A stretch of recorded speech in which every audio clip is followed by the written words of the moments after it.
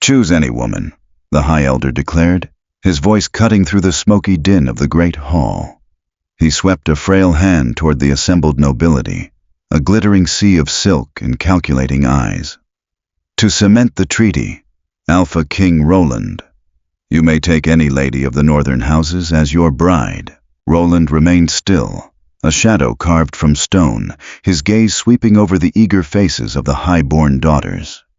At his side, Fenrir, his massive, battle-scarred warhound, let out a low rumble. "Any woman, Elder?" Roland asked, his voice a dangerous, quiet rumble that commanded the room. "Any," the Elder confirmed, a triumphant smirk playing on his lips. Fenrir stood, ignored the silken ladies, and padded purposefully toward the darkest corner of the hall, stopping at the feet of Clara, a servant girl clutching an empty silver tray. The Hound nudged her trembling hand with a wet nose and sat, staring back at the Alpha King. The silence in the great hall was sudden and absolute. The music died in a discordant scrape of strings. Conversations choked off mid-sentence. The only sound was the crackle of the massive hearth fire and the rhythmic panting of the warhound. Fenrir. Clara stood frozen in the shadows, the silver tray a shield against the sudden, oppressive weight of 100 stares. She was practically invisible in her drab linen dress, an intentional design meant to keep servants like her blending into the stonework. Yet, here was the beast of the north, a creature of terrifying legend, sitting placidly at her worn boots. Roland's gaze shifted from the stunned faces of the nobility to the quiet corner. He did not blink. His features, hardened by years of brutal warfare against the encroaching Southern Empire, betrayed nothing. He was a man who spoke in action, not words. Slowly, deliberately, he stepped down from the dais. The crowd parted before him like water before a plunging stone. The high-born ladies, adorned in furs and jewels, shrank back, their previous eagerness replaced by a mix of fear and indignation.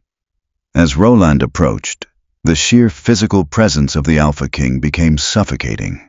He was massive, bearing the scars of leadership, and possessed an aura of barely contained violence that the fine velvet of his tunic could not mask. He stopped a few paces from Clara. Fenrir thumped his heavy tail once against the flagstones, a sound like a muted drumbeat. "The Hound has chosen," Roland said. His voice was not loud, but it carried to the farthest corners of the room. The High Elder, recovering his senses, stepped forward, his face flushed with anger. "King Roland, surely this is a jest, a parlor trick of the beast. That is a servant, a nobody. The treaty demands a union of bloodlines." "The treaty," Roland replied, not taking his eyes off Clara, "stated I could choose any woman." Clara finally dared to look up. She expected to see mockery or perhaps madness in the king's eyes. Instead, she found a piercing, calculating intelligence. There was a challenge there, not to her, but to the room at large. "But sire," protested Lord Vane, a powerful northern lord whose daughter had been preening mere moments before. "It is an insult. To us, to the Alliance." Roland turned slowly, his hand resting casually on the hilt of his broadsword. The casual gesture was a stark reminder of how the peace had been won. "Are you dictating the terms of my choice, Vane, after I've bled for your lands?" Vane paled and took a step back, muttering a hasty denial. Roland turned his attention back to the trembling girl. "What is your name?" he asked, the harshness leaving his voice, replaced by a quiet intensity. "Clara, my lord," she stammered, her knuckles white around the rim of the tray. "Clara," he repeated, testing the sound of it.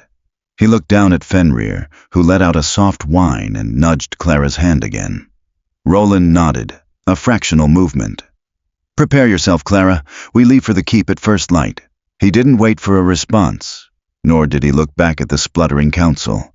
He turned and strode from the hall, Fenrir trotting obediently at his heels, leaving chaos in their wake. Clara remained rooted to the spot, the tray finally slipping from her grasp to clatter loudly against the stone floor. The journey to the Alpha King's keep was a brutal slog through unforgiving terrain. The northern winds were biting, carrying the scent of pine and impending snow. Clara rode near the center of the column, perched precariously on a sturdy, ill-tempered gelding.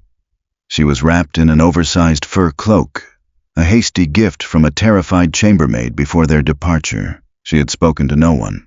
The king's honor guard, a group of silent, heavily armed warriors, treated her with a detached, cold respect. They did not speak to her, but they ensured she did not fall behind. Roland rode at the vanguard, a solitary figure against the gray sky. Fenrir, a constant shadow beside his destrier. Her mind was a chaotic swirl. Why her? Was it truly just the whim of a dog? She had heard tales of the Alpha King, a ruthless warlord, a man who commanded wolves and struck fear into the hearts of empires. Yet he had claimed a servant. The women of the keep whispered that he was cursed, that his bloodline demanded strange sacrifices. Fear, cold and sharp, nestled in her stomach. During a brief halt near a frozen stream, Clara dismounted clumsily. Her legs were numb, her body aching from the unaccustomed riding. She knelt by the water, splashing the icy liquid on her face, trying to clear her head. A shadow fell over her. She scrambled back, suppressing a gasp. It was Roland. Up close, in the harsh daylight, the weariness etched into his face was prominent. He looked less like a conqueror and more like a man carrying an unbearable weight. He offered her a water skin. He didn't speak, just held it out. Clara took it with trembling hands. "Thank you, my lord." He watched her drink, his expression unreadable. "You ride well enough for someone who has never been on a horse," he observed abruptly. Clara lowered the skin, surprised by his perception. I used to tend the stables, my lord. Before I was moved to the hall, I learned by watching." A flicker of something, amusement, respect, passed through his eyes. "Good. The keep is no place for weakness." He turned to leave, but Clara, driven by a sudden, desperate need to understand her fate, blurted out, "Why did you agree to it? To the Hound's choice?" Roland stopped. He didn't look back at her immediately. When he finally did, his gaze was intense. "The council offered me a bride to bind me to their politics. They offered me a spy in my own bed." He gestured vaguely toward the south. "Fenrir does not understand politics. He understands loyalty. He understands survival." He paused, his voice dropping lower. "He saw something in you, Clara. We will see if he was right." With that, he walked back to his horse, leaving Clara alone with the rushing sound of the frozen stream and the terrifying realization that her life was no longer her own, but a test devised by a beast and its master. The journey provides a moment to establish the harsh environment and the isolation Clara feels. The brief interaction with Roland is key. He's observant. He explains his motive, rejecting the council's political maneuvering, but leaves the mystery of Fenrir's choice open. Clara is starting to realize she's not just a pawn, but part of a larger, dangerous game. The Alpha King's keep was less a castle and more a fortress carved directly into the living rock of the jagged peaks. It loomed over the valley, dark and imposing, its walls slick with frost. There were no banners, no welcoming fanfare. Only the heavy thud of the iron portcullis rising greeted their arrival. Inside, the keep was a labyrinth of stone corridors and echoing halls. The air was thick with the smell of wood smoke, roasting meat, and wet dog. The people here moved with purpose. There were no idle courtiers, only soldiers, armorers, and stern-faced women who managed the vast household. Clara was escorted not to the dungeons or the servant quarters, but to a chamber high in one of the towers. It was Spartan but comfortably furnished, with a large hearth and a window overlooking the treacherous mountain pass. A stout woman with iron-gray hair and a severe expression entered shortly after. "I am Alara, the housekeeper," she announced, her voice clipped. "The king has ordered you be outfitted appropriately. You will bathe, and then you will be brought to the great hall for the evening meal." Alara eyed Clara critically, taking in the drab dress and the fearful posture. "You are not what we expected, girl, but the king's word is law here. Do not make trouble, and you will survive." The bath was a luxury Clara had never experienced, hot water scented with pine needles. As she scrubbed the grime of the journey from her skin, she couldn't help but notice the fine wool gown laid out for her. It was simple, deep green, and lacked the ostentatious embroidery of the southern courts, but the fabric was rich and warm. When she was finally led to the great hall, the atmosphere was vastly different from the council's feast. Here, there was no sycophancy, only a rowdy camaraderie among the soldiers. Long wooden tables groaned under the weight of simple, hearty food. Roland sat at the head of the main table, Fenrir at his feet. He did not wear a crown, only a simple iron circlet. When Clara entered, the room did not fall silent, but eyes turned toward her, assessing, judging. She was directed to the seat to Roland's right, the position of honor, the position of the queen. She sat stiffly, acutely aware of the stares. Roland did not look at her as he tore into a piece of roasted fowl. "Eat," he commanded gruffly. "You look half-starved." Clara picked at the food, the rich meat turning to ash in her mouth. The tension in the room was palpable. These were hardened warriors, and they were looking at a scullery maid sitting in the seat meant for a noblewoman. Suddenly, a massive, scarred man slammed his tankard onto the table. He stood, his gaze fixed on Clara. "My king!" he bellowed, his voice silencing the immediate area. "We bleed for you, we die for you, but we ask, what game is this? A servant to lead the North?" The hall went dead quiet. The air thickened. Clara shrank back in her chair, her heart hammering against her ribs. She looked at Roland, expecting him to roar in fury. Instead, Roland slowly wiped his mouth with the back of his hand. He looked at the scarred man, then at Clara.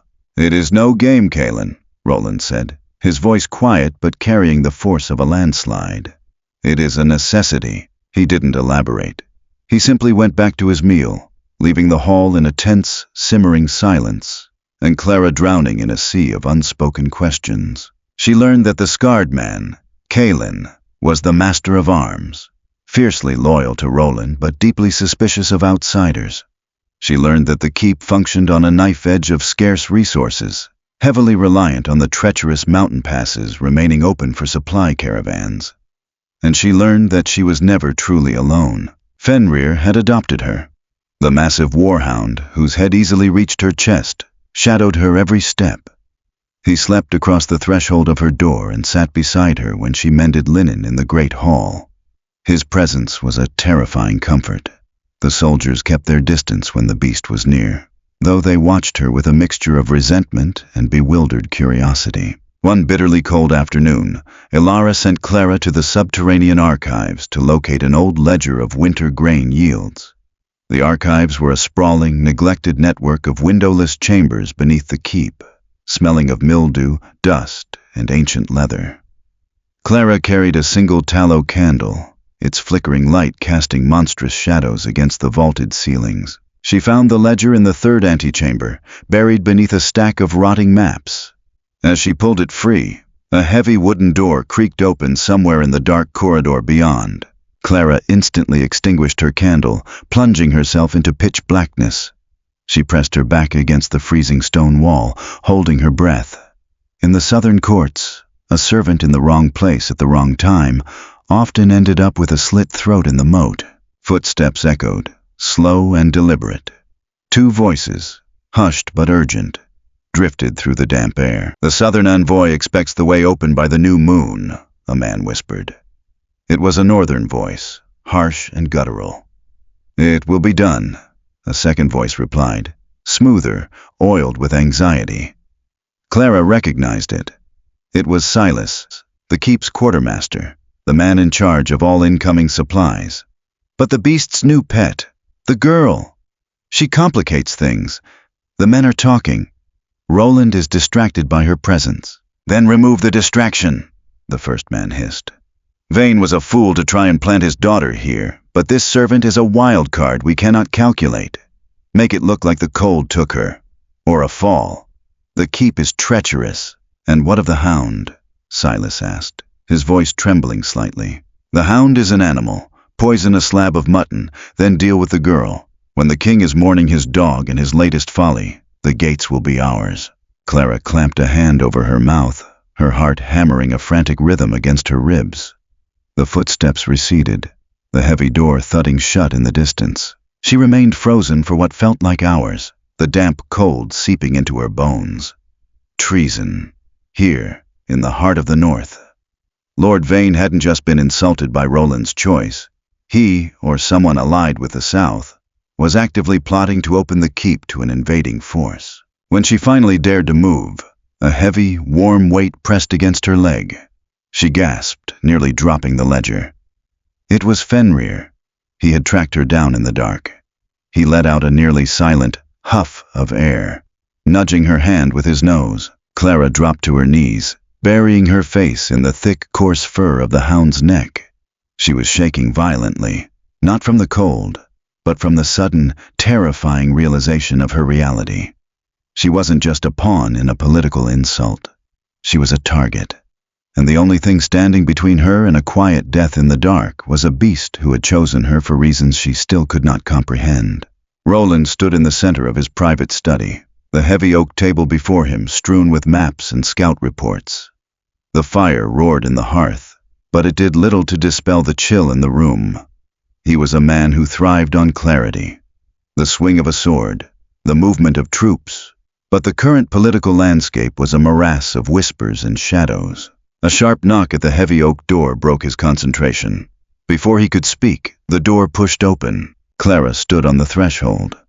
She looked pale, her dark eyes wide and frantic. Fenrir pushed past her, trotting immediately to the hearth and throwing himself down with a heavy sigh. Roland frowned, his hand instinctively dropping to the dagger at his belt. I did not summon you, Clara, and you do not barge into the King's Solar unannounced. I apologize, my lord, Clara said, her voice shaking, though she did not step back. She stepped into the room and closed the door firmly behind her. The click of the latch was deafening in the quiet room. Roland's eyes narrowed. He took in her disheveled state, the dust on the hem of her gown, the desperate set of her jaw. What has happened? You brought me here to avoid a spy, Clara said, the words tumbling out in a rushed, terrified breath. But the rot is already inside your walls. Roland went perfectly still. The atmosphere in the room shifted instantly, the air growing heavy, charged with the sudden, sharp edge of violence. He crossed the room in 3 long strides, towering over her. Speak plainly, girl. If you are playing games with me— I don't play games, Clara snapped, a sudden spark of defiance cutting through her fear. The outburst surprised them both. She took a shuddering breath and forced herself to meet his hardened gaze. I was in the lower archives. I heard Silas, the quartermaster. He was speaking to someone, a northerner. They are planning to open the gates to the southern envoy by the new moon. Roland did not blink. His face was a mask of carved granite. Silas has served this keep for 20 years, and now he serves someone else, Clara insisted, her voice dropping to a harsh whisper. They mentioned Lord Vane. They said Vane was a fool for trying to plant his daughter here, and they said I am a distraction, a wild card. She swallowed hard, her throat tight. They are going to poison Fenrir, and then they are going to kill me. Roland looked down at the massive hound by the fire, who was currently asleep, paws twitching as he chased dream rabbits. Then, he looked back at Clara, the silence stretched, tight as a bowstring. He was assessing her, weighing her words against years of established trust in his men. Why should I believe you? Roland asked softly, a dangerous purr. You are a southern servant. Perhaps you are the spy, weaving tales to sow discord among my ranks. Clara's chin jutted out. If I were a southern spy, I would have let them kill you, or I would have let Silas poison the dog and snap my own neck to make it look convincing. I am telling you this because I want to live. And because— She hesitated, looking away for a fraction of a second. Because the beast chose me, and I will not let them kill him. Roland studied her face.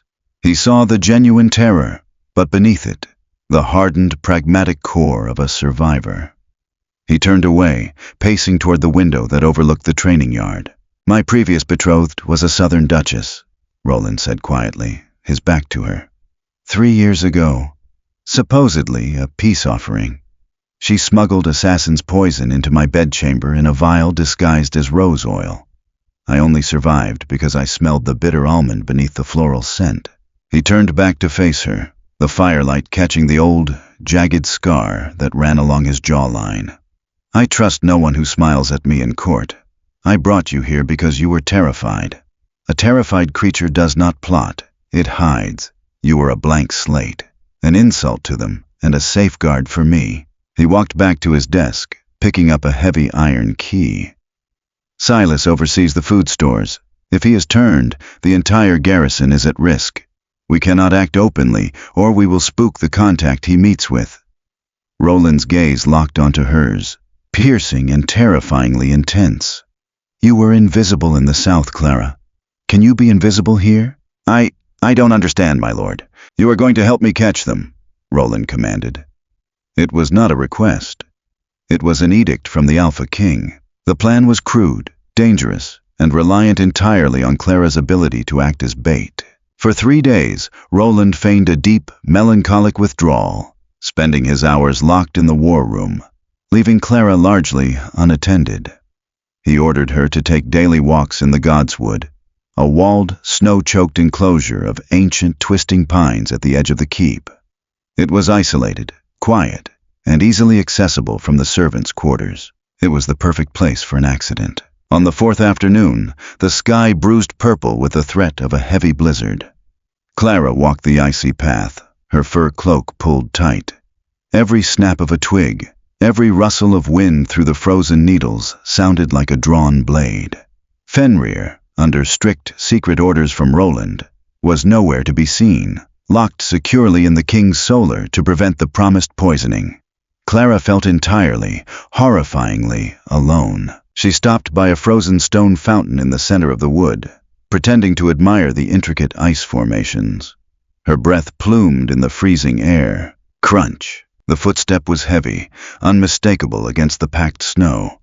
It came from behind a massive, dying oak. Clara's heart vaulted into her throat, but she forced herself to remain still, staring into the frozen water. Wait until they commit, Roland had instructed her in the dark of his study. Draw them into the open. A bleak place for a stroll, my lady. A smooth voice echoed through the trees. Silas stepped out from the shadows of the oak. The quartermaster held no ledger today. In his gloved hand, he gripped a short, wickedly curved hunting knife. He did not look like a man about to commit murder. He looked apologetic, almost bored. Silas, Clara said, forcing her voice to remain steady, though her knees threatened to buckle. The king requested I take the air. The king is a fool, distracted by a pretty face from the dirt. Silas sighed, closing the distance between them. Nothing personal, girl. But the North needs strong leadership. Vane will provide it, once the southern armies clear out Roland's loyalists. Your presence here just muddied the waters. He lunged. Clara threw herself backward, slipping on the slick ice near the fountain. The blade slashed through the thick fur of her cloak, missing her ribs by an inch. She hit the ground hard, the breath exploding from her lungs. Silas stood over her, raising the knife for a downward strike into her chest. Quick and quiet, he muttered. A sound ripped through the Godswood. Not a bark, but a deep, guttural, demonic roar that shook the snow from the pine branches. From the canopy above, a massive shape descended like a falling boulder. Roland had not locked Fenrir in the solar. He had commanded the beast to wait in the blind spot of the watchtowers. The warhound hit Silas with the force of a battering ram. The quartermaster shrieked as 200 pounds of muscle and teeth bore him into the snow. The knife flew from his hand, skittering across the ice. Before Silas could even raise his arms to defend himself, a shadow detached itself from the tree line. Roland moved with a terrifying, lethal grace. He didn't use a sword. He grabbed Silas by the scruff of his heavy coat, hauling him off the snarling hound, and slammed the traitor against the stone rim of the fountain. The impact cracked loudly in the frigid air. Silas slumped, stunned and gasping. Roland placed a heavy, armored forearm against the man's throat, pinning him. The Alpha King's eyes were black with fury, radiating a monstrous, cold rage. You speak of strong leadership, Silas, Roland whispered, his voice cutting through the rising wind. Let us see how strong Vane is when I send him your head in a grain sack. Roland looked over his shoulder. Clara was sitting in the snow, trembling violently, clutching the slashed edge of her cloak. Fenrir trotted over to her, licking the snow from her cheek, his tail wagging low. "Are you harmed?" Roland asked her, the rage in his voice dialing back a fraction. No," Clara stammered, staring at the subdued traitor. "I am unhurt." Roland nodded slowly, his gaze lingering on her for a moment longer than necessary. There was a new weight in his stare, an acknowledgement. She had not run. She had played her part perfectly. He yanked Silas to his feet. "Get the guard," Roland commanded her. "The purge of the keep begins tonight." The action scene brings the political tension into physical reality. Clara shows bravery by acting as bait, cementing a strange, mutual reliance between her and Roland. Fenrir's ambush proves the king's tactical mind. The chapter ends on a decisive note. The covert threat is exposed, shifting the story from passive survival to an active defense of the keep. The dungeons beneath the keep were as cold as a forgotten grave, a stark contrast to the blazing hearths of the upper levels. Clara did not go down there. She did not need to. The muffled, agonizing echoes of Silas's interrogation drifted up through the stone grates of the courtyard, a grim symphony that played for 2 days and 2 nights. When Kalen, the master of arms, finally emerged from the subterranean stairwell, his hands were stained with dark, dried rust, and his usually stoic face was drawn with exhaustion. He found Clara in the solar, meticulously stitching the slashed hem of her fur cloak. Fenrir lay at her feet, a silent guardian of warmth. Kalen stopped at the threshold. The contempt that had previously colored his gaze was gone, replaced by a weary, cautious respect. "He broke," Kalen said, his voice a gravelly rasp. Roland emerged from the adjoining map room, his eyes dark, rimmed with the exhaustion of sleepless nights. "And Lord Vane marches on the keep," Kalen reported grimly. "He rides under the banner of parley, claiming he brings the southern envoy to finalize the trade routes. In truth, he brings 200 seasoned mercenaries hidden within his supply train. Silas was supposed to drug our sentries and leave the postern gate unbarred at midnight." Roland's jaw clenched, the jagged scar along his cheekbone pulling taut. "He intends to take my seat by stealth, while holding my southern bride as proof of my unfitness to rule." "They arrive on the morrow, my king," Kalen said, bowing his head. "The men are ready to man the battlements. We can rain arrows upon them before they cross the drawbridge." "No," Roland said softly, a dangerous, calculating light igniting in his eyes. "If we strike first, we break the armistice. The Council of Elders will brand me a warmonger, and the Southern Empire will have their excuse for a full-scale invasion. Let them in. Let Vane believe his plot is secure." Clara lowered her needle, her hands trembling slightly despite her efforts to keep them still. "You are going to let an assassin's army into the keep?" Roland turned to her. The vast space of the room seemed to shrink as he held her gaze. "I am going to invite a traitor to dinner, Clara, and I am going to let him hang himself with his own arrogance." He stepped closer, his voice dropping to a murmur meant only for her. "When Vane arrives, you cannot be a servant anymore. You must be a queen. Can you do this?" Clara looked at the needle in her hand, a tool of mending, of quiet servitude. She thought of the dark, oppressive years in the southern courts, scrubbing floors while nobles plotted wars over spiced wine. She thought of the heavy, lethal weight of Silas's hunting knife whistling past her ribs. She was done hiding in the shadows. She lifted her chin, her dark eyes locking onto the Alpha King's. "I will wear whatever armor you require of me, my lord." That evening, Ilara entered Clara's chambers carrying an armful of heavy fabric. It was not the simple wool of a ward, but a gown of midnight blue velvet, embroidered at the bodice with silver thread in the shape of howling wolves. It was a garment of profound, undeniable authority. "It belonged to the king's mother," Ilara said quietly, her harsh tone softened by a strange reverence.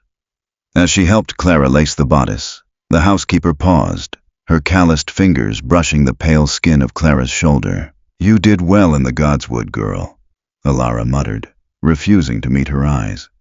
"The king has not slept soundly in 3 years. Now, the Hound sleeps at your door, and the king's blade is sharp again. The keep remembers those who protect its own. When Clara looked in the mirror of polished silver, a stranger stared back. The terrified scullery maid was gone. In her place stood a woman of the north, cloaked in twilight and silver, a silent promise of winter's wrath. The great hall was a theater of thinly veiled hostility. The heavy wooden tables had been pushed aside, leaving the center of the room open for the parley.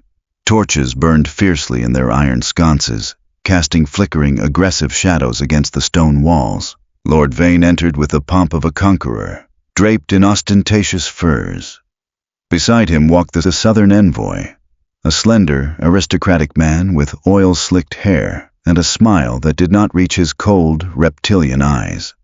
Clara recognized him instantly. It was Lord Malachor, the very magistrate who had condemned her family to servitude a decade ago in the south. The air in Clara's lungs turned to ice. She stood beside Roland on the dais, Fenrir a heavy, reassuring presence against her thigh. She forced her face into an impassive mask, channeling every ounce of Roland's stone-cold demeanor. "King Roland," Vane boomed, his voice dripping with false joviality as he stopped before the dais. "We bring tidings of peace and finalized treaties, and, I see, you still entertain your unusual choice in companionship." Vane's eyes flicked to Clara, a sneer curling his lip. Malachor, however, stared at her with a sudden, sharp intensity. A flicker of recognition and profound confusion crossed the southern envoy's face. "The Lady Clara is the heart of this keep, Vane," Roland rumbled, his hand resting casually near his sword hilt. Kaelin and 24 loyal guards stood at the perimeter of the room, their hands equally close to their steel. "Speak your piece, so that we may conclude this business." "Straight to the point, as always," Malachor smoothed, stepping forward with a silver chalice intricately wrought with southern serpents. "To seal this finalized border agreement, my emperor offers a rare vintage from the sun-drenched valleys of the capital. Let us drink to the health of the north and the prosperity of our alliance." A southern squire scurried forward, carrying a crystal decanter of ruby-red wine. He poured a generous measure into the chalice. Malachor offered the cup to Roland. "For the Alpha King," Clara's heart hammered against her ribs. The scent of the wine wafted up to the dais. It was sweet, heavy with the aroma of crushed berries and dark spices. But beneath the cloying sweetness, Clara's acute senses, honed by years of surviving the alchemy kitchens of Malachor's own estate, detected something else. It was faint, earthy, and metallic. Bloodroot. A poison that did not kill instantly, but paralyzed the heart over the course of an hour, mimicking a sudden illness. Roland reached for the cup, his face unreadable. He did not know. He was looking for the bitter almond of his past, not the silent killer of the southern swamps. "No," Clara said.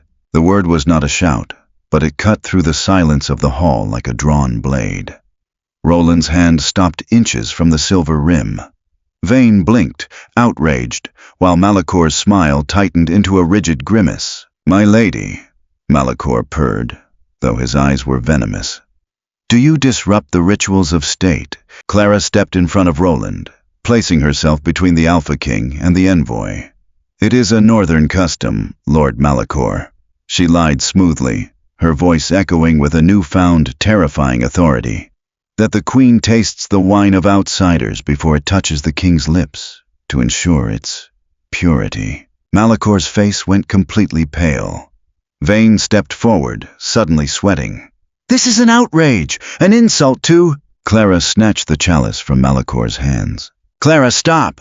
Roland commanded, stepping forward, suddenly reading the frantic truth in the set of her shoulders. But he was a fraction of a second too late. Clara raised the chalice, locking eyes with the man who had ruined her family, and drank deeply. The liquid burned like liquid fire sliding down her throat. She slammed the silver cup onto the wooden table with a resounding crack. The hall descended into breathless, agonizing silence. Clara stood tall, waiting for the paralysis, waiting for the dark to claim her, knowing she had traded her life for the King's. 10 heartbeats passed, then 20. The heavy silence in the great hall stretched until it felt as though the very stone walls were holding their breath. Malachor watched Clara with a mixture of perverse anticipation and dawning horror. Vane looked frantically toward the heavy oak doors, calculating his odds of escape. Roland stood frozen, his eyes fixed on Clara, his knuckles bone-white around the hilt of his broadsword. 30 heartbeats. Clara felt a sudden fierce heat bloom in her chest. It was not the cold grip of paralysis, but a rushing, powerful warmth that surged through her veins. The burning in her throat subsided, replaced by a strange, thrumming energy. She did not fall. She did not waver. Fenrir threw back his massive head and unleashed a howl that rattled the shields hanging on the walls. Clara blinked, her vision momentarily blurring before snapping into crystal clarity. She looked down at her hands, expecting them to tremble, but they were perfectly steady. She looked back at Malachor, whose aristocratic composure had utterly shattered. "How?" the envoy whispered, taking a stumbling step backward. "That dose!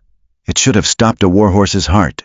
"Because she is not of your fragile southern stock," a raspy voice echoed from the back of the hall. Ilara stepped forward from the shadows, her eyes locked on Clara with fierce pride. "The blood root kills men, but it is a stimulant to the bloodline of the Winter Lords. The old blood. The blood the South tried to eradicate a century ago." The hall erupted in murmurs. Roland stared at Clara, the pieces suddenly falling into place. The dark hair, the pale skin, the uncanny resilience. Her mother hadn't just been a servant taken south. She had been a captive of a purged noble house. "The Hound knew," Kaelin muttered, staring at Fenrir in awe. The beast smelled the ancient kings in her veins. Clara stood taller, the truth of her heritage resonating deep within her bones. She wasn't a nobody. She was a daughter of the ice and stone, returned to her rightful domain. Roland moved then. He didn't issue an order. He simply drew his broadsword, the ring of steel silencing the room instantly. Kaelin and the keep's guard followed suit, a dozen blades gleaming in the torchlight, boxing in Vane and the envoy. "Lord Vane," Roland said, his voice a glacial, terrifying calm. "You brought assassins to my gate and poison to my hall. You are guilty of high treason." Vane dropped to his knees, blubbering, the bravado of the usurper vanishing in the face of absolute ruin. Malachor tried to bolt for the door, but Kaelin's heavy hand closed around his throat, lifting him off his feet. "Take them to the cells," Roland commanded, his eyes never leaving Clara. "We will deal with the mercenaries outside, and then the council will have their heads." As the guards dragged the screaming traitors away, the remaining loyalists in the hall slowly dropped to one knee, bowing their heads. Not just to their Alpha King, but to the woman standing beside him. Roland sheathed his sword and stepped up to Clara. He reached out, his calloused thumb gently wiping a stray drop of wine from her lower lip. The mask of the warlord melted away, leaving only a profound, awestruck vulnerability. "You would have died for me," he murmured. "I told you, my lord," Clara replied, a fierce, beautiful smile breaking across her face. "I do not play games. I play to survive." Roland took her hand, lacing his fingers through hers, and turned to face the kneeling hall. "The council told me to choose any woman," he proclaimed, his voice echoing with absolute finality. "And the North provided its true queen." Fenrir sat at their feet, thumping his tail against the stone, a satisfied guardian of a restored kingdom. The twist is revealed. Clara is immune not by magic, but by her lost northern heritage, which perfectly explains Fenrir's original choice. The resolution is swift and decisive. Clara doesn't just survive, she thrives, claiming her power. The story ends by looping back to the title's premise, delivering a satisfying thematic conclusion where the servant becomes the savior and the ruler. News of Lord Vane's imprisonment spread through the northern territories faster than a wildfire in dry brush. Within a fortnight, the Council of Elders, the very men who had mocked Roland's choice of bride in the southern halls, arrived at the keep's heavy iron gates. They did not come in peace. They came in panic, accompanied by an escort of 500 armored cavalry. Clara stood on the upper battlements, the biting wind whipping her dark hair around her face. She wore the midnight blue velvet gown, now lined with thick silver fox fur to ward off the high-altitude chill. Fenrir sat at her right side, his golden eyes fixed on the approaching army. Roland stood to her left, his broadsword strapped to his back, watching the banners of the northern houses snap in the wind. "They are afraid," he murmured, his voice a low rumble over the howling wind. Vain was their voice. "Without him, they fear I will purge the entire council. Will you?" Clara asked quietly, not taking her eyes off the riders. "That depends entirely on how much they test my patience today," Roland replied. He glanced down at her, the harsh lines of his face softening for a fraction of a second. "Are you ready for this? Surviving an assassin is one thing. Surviving politicians is quite another." Clara reached down, her gloved hand resting on Fenrir's massive head. In the South, politicians spoke with honey and poison. Here, they speak with steel and pride. I prefer the latter. It is much easier to see coming. An hour later, the High Elder and 3 prominent lords were admitted into the great hall. The room had been scrubbed clean of the blood and spilled wine from the envoy's failed parley. But the tension remained, baked into the very stones. The elders marched forward, their faces flushed with the cold and righteous indignation. But as they approached the dais, their steps faltered. Roland sat upon the iron-wrought throne of the Alpha King, and beside him, in a seat of equal height, sat Clara. She did not shrink from their gaze. She looked down at them with the cold, immovable presence of a glacier. "King Roland," the High Elder began, though his voice lacked its usual booming authority. He eyed Clara with a mixture of disbelief and deep unease. "We received your raven. You hold Lord Vane in your dungeons? This is a dangerous precedent, my lord. To imprison a high-born northerner without the council's consent. Lord Vane brought a southern envoy who attempted to assassinate your king with bloodroot," Clara interrupted. Her voice was crystal clear, cutting through the vast space of the hall like a polished blade. The elders gaped at her. It was unthinkable for a woman, let alone a former servant, to speak out of turn during a council audience. "The lady speaks true," Roland said softly, leaning forward, resting his elbows on his knees. "Vane also conspired with my own quartermaster to open the postern gate to 200 southern mercenaries." "Absurd!" sputtered Lord Karst, a stout man draped in bearskins. "Vane is a proud northerner. He would never ally with the Emperor." "He allied with his own ambition," Clara countered smoothly. She stood, descending the first 2 steps of the dais. The movement was slow, deliberate. Lord Vane believed the Alpha King was weakened by his refusal to marry into the council's bloodlines. He believed you, the elders, would turn a blind eye to a southern invasion if it meant Vane sat on this throne afterward. She stopped, locking eyes with the High Elder. "Tell me, Elder, if the mercenaries had breached these walls, would you have marched to your king's aid, or would you have waited to see who emerged from the slaughter?" The High Elder's face drained of color. The silence in the hall was deafening. Kalen and the keep's guard, stationed around the perimeter, shifted their hands to their sword hilts, a synchronized sound of leather and steel that made the visiting lords flinch. We were unaware of this treachery," the High Elder finally stammered, bowing his head. "The North stands with the Alpha King." "See that it does," Roland commanded, his voice echoing with absolute finality. "Vane's lands are forfeit. They will be absorbed into the keep's domain. And if I hear even a whisper of southern sympathies among your houses, the Hound will not be the only beast I unleash." The council members fell to one knee, the metallic clatter of their armor ringing out in submission. They had come to demand answers, but they left with a terrifying realization. The Alpha King was not just a warrior, and his queen was not a pawn. Together, they were an impenetrable fortress. That evening, the first true snow of winter began to fall. It was not the biting sleet of the autumn storms, but thick, heavy flakes that blanketed the keep in a pristine, unnatural silence. Clara stood on the private balcony of the royal chambers, wrapped in a thick woolen shawl, watching the courtyard turn white. The adrenaline of the council's visit had faded, leaving a quiet, echoing stillness in its wake. She had survived. She was no longer a servant, no longer a victim of circumstance. She was Clara of the North. A heavy, warm presence pressed against her side. Fenrir rested his massive chin on the stone balustrade, letting the snowflakes catch on his dark fur.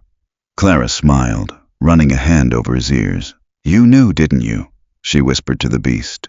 "In the great hall in the south, you smelled the ice in my blood." Fenrir simply let out a low huff, his tail swishing once against the stone. The heavy wooden door behind her clicked open, and Roland stepped onto the balcony. He had discarded his armor, wearing only a simple linen tunic and dark trousers. Without the trappings of war, he looked weary, but the hard, guarded edge in his eyes had softened. He moved to stand beside her, looking out over the snow-covered valley. For a long time, they stood in companionable silence. The only sound, the faint howling of the wind through the mountain peaks. "The elders ride south at first light," Roland finally said, his voice quiet. "They will not challenge us again, not in this lifetime." "They fear you," Clara replied. "They fear us," Roland corrected gently. He turned to look at her, the silver moonlight catching the jagged scar on his cheek. "When you drank from that chalice, when I realized what you had done," his voice broke. A rare, terrifying crack in the Alpha King's iron facade. He took a slow breath, steadying himself. "I have watched thousands of men die on the battlefield, Clara, but in that moment, my blood turned to ice. I thought I had lost you before I even truly knew you." Clara turned to face him, the cold wind forgotten. She saw the vulnerability he so carefully hid from the world, laid bare in the shadows of the balcony. "I was tired of being helpless, Roland," she said softly, stepping closer. "The South took everything from my family. I would not let them take my king." Roland reached out, his large, calloused hand gently cupping her face. His thumb brushed over her cheekbone, a startlingly tender gesture from a man forged in violence. "You are no servant, Clara," he murmured, his eyes searching hers, finding the ancient, unspoken strength that resided there. "You are the storm they awakened." He leaned down, and Clara met him halfway. The kiss was not the desperate, clinging embrace of survivors, but a slow, profound sealing of a bond. It tasted of wood smoke, winter air, and the absolute certainty of a shared future. When they finally parted, Roland rested his forehead against hers, closing his eyes. Below them, the keep slept, safe within its walls, while the snow continued to fall, burying the past and covering the north in a mantle of pure, unbroken white. Fenrir let out a soft, contented sigh, curling into a massive ball of fur at their feet.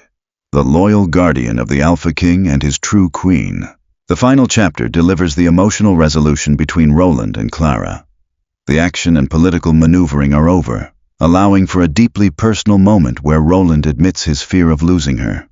The snow symbolizes a fresh start, washing away the blood and intrigue of the previous chapters.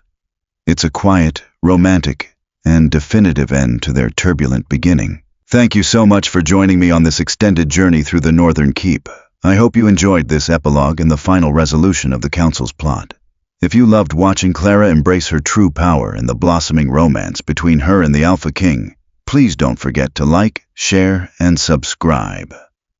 Let me know in the comments below. What was your favorite twist in the story?